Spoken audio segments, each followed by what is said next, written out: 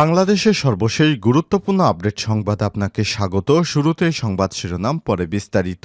শুরুতেই জানিয়ে দিব, ভারত ছাড়ছেন শেখ হাসিনা। বাংলাদেশ থেকে পালিয়ে ভারতে অবস্থান করছেন সাবেক প্রধানমন্ত্রী শেখ হাসিনা। ভারতের দিল্লির কাছে গাজিয়াবাদে তিনি অবস্থান করছেন। যুক্তরাষ্ট্র জানতে চেয়েছে হাসিনা এখনও কেন ভারতে অবস্থান করছে। জবাবে নরেন্দ্র মোদী বলেছে খুব শীঘ্রই সে ভারত ছেড়ে চলে যাবে। সে মধ্যপ্রাচ্যের কোনো এক দেশে আশ্রয়ের খোঁজ করছে। এরপর জানিয়ে দিব, ভারত হয়ে আসবে নেপালের বিদ্যুৎ, ত্রিপক্ষীয় চুক্তি সই। নেপাল থেকে ভারতের ভেতর দিয়ে 40 মেগাওয়াট জলবিদ্যুৎ আমদানি করতে একটি ত্রিপক্ষীয় চুক্তি সই করেছে বাংলাদেশ। চুক্তি অনুযায়ী নেপাল প্রতি বছর 15 জুন থেকে 15 নভেম্বর পর্যন্ত 5 মাস ভারতের ভেতর দিয়ে সঞ্চালন লাইন দিয়ে বাংলাদেশে এই বিদ্যুৎ রপ্তানি করবে।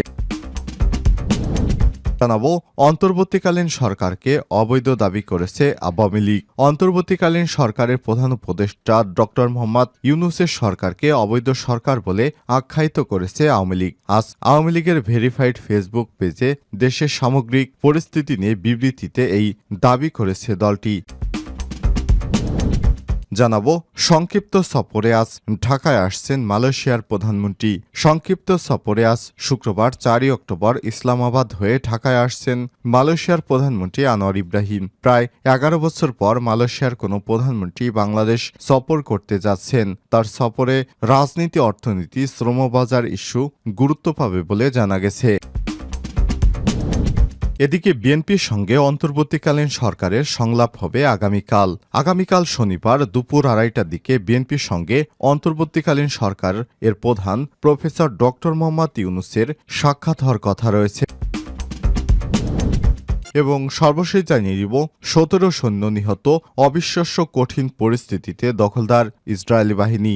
দক্ষিণ লেবাননে অবস্থিত কঠিন পরিস্থিতির মুখে পড়েছে দখলদার ইসরায়েলি বাহিনী। গত 24 ঘণ্টায় তীব্র হামলা চালিয়েও সুবিধা করতে পারছে না ইসরায়েল বাহিনী, বরং হিজবুল্লাহ যোদ্ধাদের কাছে তারা ভয়াবহ প্রতিরোধের মুখে পড়েছে। হিজবুল্লাহ দাবি করেছে তারা 17 জন দখলদার ইহুদি সৈন্যকে জাহান্নামে পাঠিয়েছে। প্রিয় দর্শক, এতক্ষণ শুনছিলেন সংবাদ শিরোনাম, এবারে বিস্তারিত। তবে তার আগে বন্ধুরা, অনুরোধ থাকবে সংবাদটিতে একটি লাইক দিন। এই চ্যানেলে আপনি নতুন হয়ে থাকলে আমাদের সংবাদটি দেখতে দেখতে চ্যানেলটি সাবস্ক্রাইব করে রাখুন, যাতে করে বন্ধুরা আমাদের পরবর্তী লেটেস্ট আপডেট সংবাদগুলো সবার আগে আপনার কাছে পৌঁছে যায়। এবারে বিস্তারিত। ভারত ছাড়ছেন শেখ হাসিনা। ছাত্র জনতার তুমুল আন্দোলনের মুখে প্রধানমন্ত্রীর পদ থেকে ক্ষমতাচ্যুত শেখ হাসিনা সেদিনই সামরিক হেলিকপ্টারে করে ভারতে পালাতে বাধ্য হন তিনি। এরপর থেকেই ভারতে অবস্থান করছেন সাবেক এই প্রধানমন্ত্রী হাসিনা। তবে দেশ ছেড়ে পালিয়ে যা সাবেক প্রধানমন্ত্রী শেখ হাসিনার পরবর্তী গন্তব্য কোথায়, এ নিয়ে কৌতূহল এবং গুঞ্জন তো আছেই।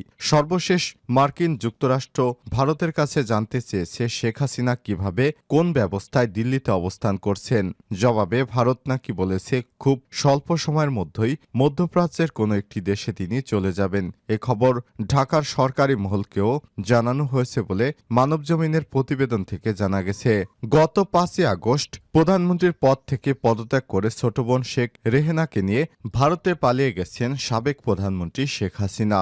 বাংলাদেশের সামরিক বাহিনীর একটি বিমানে করে তিনি দিল্লির কাছে গাজিয়াবাদ হিন্দন বিমানবন্দর সামরিক ঘাঁটিতে অবতরণ করেন। এরপর থেকে তিনি কোথায় আছেন তার প্রকাশ করা হয়নি। শেখ হাসিনার সঙ্গে থাকা কূটনৈতিক পাসপোর্ট অর্থাৎ লাল পাসপোর্ট বাতিল করে দিয়েছে সরকার। এ ধরনের পাসপোর্টধারীরা ভিসা ছাড়া ভারতে 45 দিন বৈধভাবে থাকতে পারবেন। ইতিমধ্যেই ভারতে শেখ হাসিনা প্রায় 2 মাস ধরে অবস্থান করছেন। কূটনৈতিক পাসপোর্ট তার বৈধভাবে অবস্থানের মেয়াদও শেষ হয়ে গেছে। এখন তিনি কোন স্ট্যাটাসে দেশটিতে অবস্থান করছেন তা পরিষ্কার নয়। ভারতের পক্ষ থেকেও বিষয়টি খোলাসা করা হয়নি। সংক্ষিপ্ত সফরে আজ ঢাকায় আসছেন মালয়েশিয়ার প্রধানমন্ত্রী। সংক্ষিপ্ত সফরে আজ শুক্রবার 4 অক্টোবর ইসলামাবাদ হয়ে ঢাকায় আসছেন মালয়েশিয়ার প্রধানমন্ত্রী আনোয়ার ইব্রাহিম। প্রায় 11 বছর পর মালয়েশিয়ায় কোনো প্রধানমন্ত্রীর বাংলাদেশ সফর হতে যাচ্ছে এটি। তার সফরে রাজনীতি, অর্থনীতি ও শ্রমবাজার ইস্যু গুরুত্ব পাবে বলে জানা গেছে। ঢাকার পররাষ্ট্র মন্ত্রণালয়ের কর্মকর্তারা বলছেন, অন্তর্বর্তীকালীন সরকারের প্রধান উপদেষ্টা নোবেল বিজয়ী অর্থনীতিবিদ ডক্টর মোহাম্মদ ইউনূস ইউনূসের আমন্ত্রণে ঢাকায় আসছেন আনোয়ার ইব্রাহিম। তিনি 2.5 থেকে 3 ঘণ্টা ঢাকায় অবস্থান করবেন। সংক্ষিপ্ত সফর হলেও তার সফর গুরুত্বপূর্ণ সব উপাদান থাকবে। পররাষ্ট্র মন্ত্রণালয়ের তথ্য বলছে, শুক্রবার দুপুরের পর বিশাল এক বহর নিয়ে ঢাকায় আসবেন মালয়েশিয়ার প্রধানমন্ত্রী, যেখানে 58 সদস্যের একটি প্রতিনিধি দল থাকবে। অন্তর্বর্তীকালীন সরকারের প্রধান উপদেষ্টার সঙ্গে দ্বিপক্ষীয় বৈঠকে বসবেন তিনি। দুই শীর্ষ নেতার বৈঠকের পর যৌথ প্রেস কনফারেন্স হবে। এছাড়াও আনোয়ার ইব্রাহিম বাংলাদেশের রাষ্ট্রপতি মোহাম্মদ শাহাবুদ্দিনের সঙ্গেও সৌজন্য সাক্ষাৎ করবেন। বিকেলে তিনি ঢাকা ছেড়ে যাবেন। ভারত হয়ে আসবে নেপালের বিদ্যুৎ, ত্রিপক্ষীয় চুক্তি সই। নেপাল থেকে ভারতের ভেতর দিয়ে 40 মেগাওয়াট জলবিদ্যুৎ আমদানি করতে একটি ত্রিপক্ষীয় চুক্তি সই করেছে বাংলাদেশ। চুক্তি অনুযায়ী নেপাল প্রতি বছর 15 জুন থেকে 15 নভেম্বর পর্যন্ত 5 মাস ভারতের ভেতর দিয়ে সঞ্চালন লাইন দিয়ে বাংলাদেশে বিদ্যুৎ রপ্তানি করবে।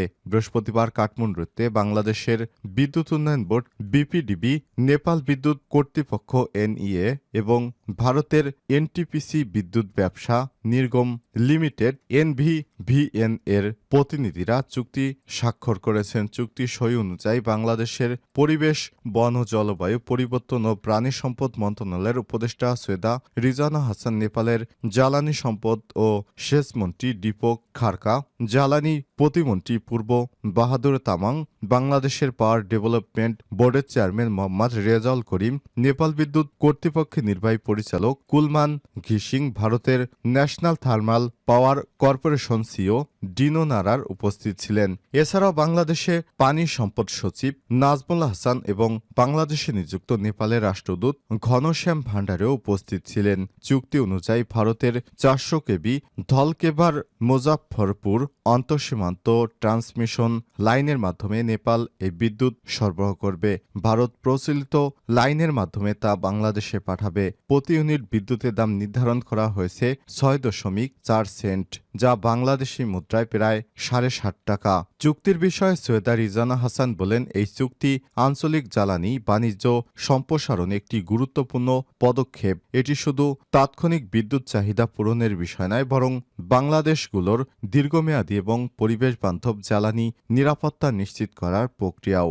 এই ঐতিহাসিক বিদ্যুৎ চুক্তি সয়ে সাক্ষী হতে পারে পরিবেশ উপদেষ্টা 2 দিনের সফরে নেপালে অবস্থান করছেন। চুক্তির আগে নেপালের প্রধানমন্ত্রী কেপি শর্মা গুলির সঙ্গে সিংহ দরবারে সাক্ষাৎ করেছেন পরিবেশ উপদেষ্টা সৈয়দা রিজওয়ানা হাসান। দ্বিপক্ষীয় সংশ্লিষ্ট বিষয় নিয়ে আলোচনা করেন তারা। বিএনপির সঙ্গে অন্তর্বর্তীকালীন সরকারের সংলাপ হবে আগামীকাল শনিবার দুপুর 2:30টায় বিএনপির সঙ্গে অন্তর্বর্তীকালীন সরকারের সংলাপ অনুষ্ঠিত হবে। গতকাল বৃহস্পতিবার সন্ধ্যায় উপদেষ্টা পরিষদের বৈঠকে পরবর্তী ফরেন সার্ভিস একাডেমিতে এক সংবাদ সম্মেলনে প্রধান